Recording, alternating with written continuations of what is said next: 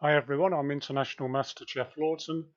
I'm going to look at a game from Hastings Masters uh, just completed, and the tournament was dominated by the Indian player Magesh Panchanathan, and he scored remarkably well in this tournament. He was the 10th seed and dominated the field. I think he scored five points against the top six seeds in the event. Um, and some of them were like almost 200 points ahead of his grade. So in this round eight game, he was at the time of the game he was half clear of the field.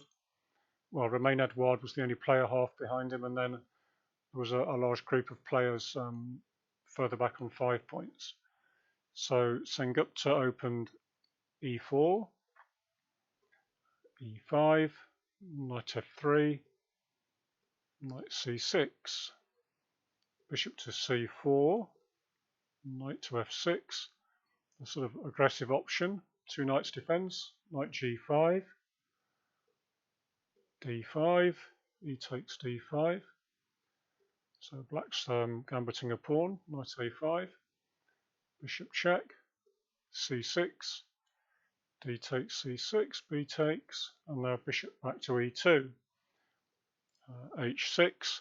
So now white has to decide whether to drop the knight back to f3 and then it can be kicked around by e4, or just to go here, which is what Sengupta chose, the Steinitz variation. Bishop to c5, d3, castles, and castles by white. Knight b7, bringing the offside knight back into the game. Knight c3, and now bishop d4. Sort of an interesting position because black's got freer play than white in return for the pawn, and tends to have better control of the centre. And it's perhaps not that obvious what white's plan is, but then again, a pawn is a pawn. King h1, knight to d6, and now white starts rerouting this sort of like problem piece, if you like. Rook e8,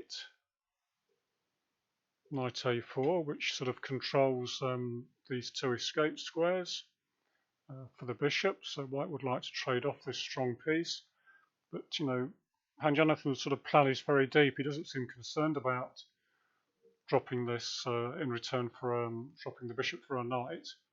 He just carries on with knight f5, knight f3, bishop to a6,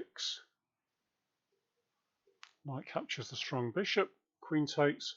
So at the moment he's gaining time by attacking this, but now he's not only a pawn down, it's like white has the two bishops, which most strong players believe favours the side with the two bishops. But white, black Panchanathan sort of obviously has other ideas. c3 to protect the knight with the queen. Queen drops back to d6, and now bishop e3, trying to complete some development. Rook a d8, sort of targeting this weakness, and now white took the opportunity to grab a second pawn.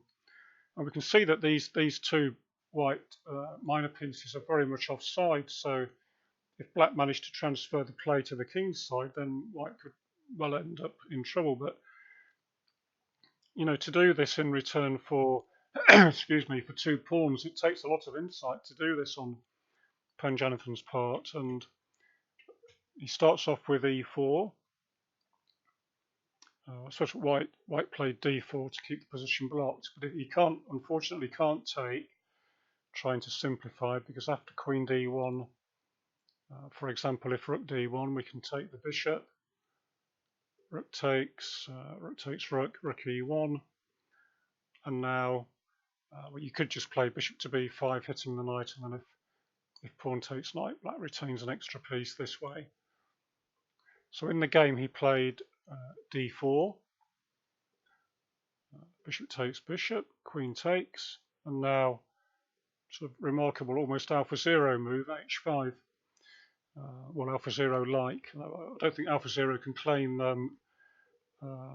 copyright on this, since we humans were playing it long before AlphaZero arrived on the scene. But it's still an interesting move, and it's, black is 2 pawns down, but because these are sort of offside, he's decided just to go all in on the king side. Bishop c5, queen f4, and now knight b6. The sort of illustration of what could happen if white, tries to do something on the king side, where he'd like to try and contest black's domination of. He's obviously got a massive preponderance of pieces around the king side. But say you played f3, we could go e3 as one possible reply, and maybe try and get your king away, but then h4 is a move, and let's say you now played knight b6, you would run into this very strong move, knight g3, and after this there's no stopping sort of the simple queen h4 to h2 mate. For example, if you try and move the queen away, then e2 would block off the escape squares. It's sort of, it's too late for white then. There's just queen check and then queen back, king g1, and queen h2 finishes the game. Okay, that's by no means white's best defense, but it just gives an idea of how it's not so easy for white to touch any of these pawns and try and drive black's pieces away. So instead, he played, Sengupta played the very logical knight b6, intending to bring the knight back into the game. So it's a good move. And now Panchanathan played queen h4, and now he's concerned about knight g4, so he now brought his king back to g1, and then rook to e6. So sort of continuing the ominous looking build up on the king side. Knight c4, and now again just simply bringing more and more pieces closer. So rather than go for the g4 square, Panchanathan is intending to play the knight to f4 with, and then basically crash through on the g2 square. So in this position, white played g3, which is not a move you want to play, but it's not immediately obvious, what else to do. But perhaps one line of defence is to play this, or sort of checking this on the engine, which then you might get a chance to sort of keep black at bay. For example, if knight f4, we can play queen f2, and then we sort of manage to force the queens off the board, because then the queen, well, this knight's not under attack. We're also about to exchange queens, so black has to acquiesce, and after queen f2, rook takes f2. Maybe black has to play something like g5, so we don't have time for g3 because of knight h3 check. So then the game could continue from here with rook e1, and maybe black decides to consolidate his knights. But then you can see that white is sort of then managed to get into an endgame, and it's a lot better than sort of what happened in the game. So perhaps f4 is a defense, and at this point it's not too late for white to make a game of it. But he played g3, which is very understandable, trying to keep the knight out. But I should add, to be fair here, that Sengupta was already short of time, because it's simply been a difficult position to play. I mean, how do you stop black's looming threats? Queen h3 was played, and now he played king h1, and after rook g6, after black's next move, he was in trouble. He could perhaps play f4 again. Sorry to bang on about the move f4, but it sort of does look critical. And again, it seems to sort of hang on a bit longer, because after rook to g6, we can try queen g2. Now black sort of more or less has to take. You can't go queen g4 because the queen can't. It's attacked and it's got no escape squares, unfortunately. So you would have to play queen takes queen, king takes queen. And now again, we're about to go knight e5, so there's no time for h4. And if you play the check after knight e3, king f2, knight f1, rook f1, this ending is more than playable for white. So black would need to do something else really after f4 and go into that. It's not immediately clear what he should do in the game. He played probably the weaker move, king h1, and now fantastic reply h4. And immediately there's a threat of pawn takes pawn, and knight check, winning the queen due to the fork here, and also the fact that the pawn is pinned. So white played rook g1, and again Panchanathan, who's a very good technical player, he won one very long endgame. I can't recall offhand who it was against.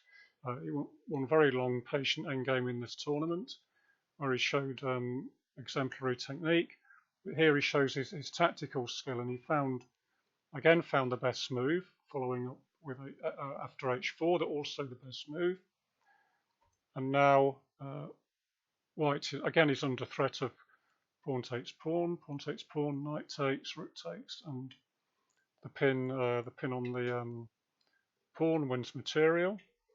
So white in this position played queen f1. It's the only real try you can make, even though it loses on the spot.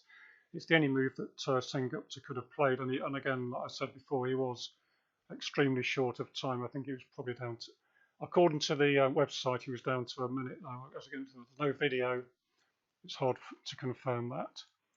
So I'll just quickly pause the video in time-honoured fashion. Let's see if you can spot the. I think it's actually checkmate in 3 moves that Panchanathan played. Okay, so welcome back. Congratulations if you managed to spot the beautiful move queen h2, sacrificing the queen. And if it was in this position that he actually resigned Sengupta, because if king takes queen, hg3 check, forces king to g2, and then I'm sure you can now see rook h2 is checkmate. So a lovely attacking game, and a well-deserved victory for Panchanathan. And the final standings. Well, that game took him a point clear after round 8 of a group of 4 players on 7 points, and then after the final round, where he drew a very difficult game against another Indian Grandmaster, Stani, and he finished half a point clear of Romain Edouard, who also managed to win his last round game, so he couldn't quite catch up with Panchanathan. So a really interesting Hastings tournament, and certainly, from what I can tell, an unexpected winner of the tournament. And so well done, Panchanathan. I hope you enjoyed the game. Thank you very much for watching. Bye now.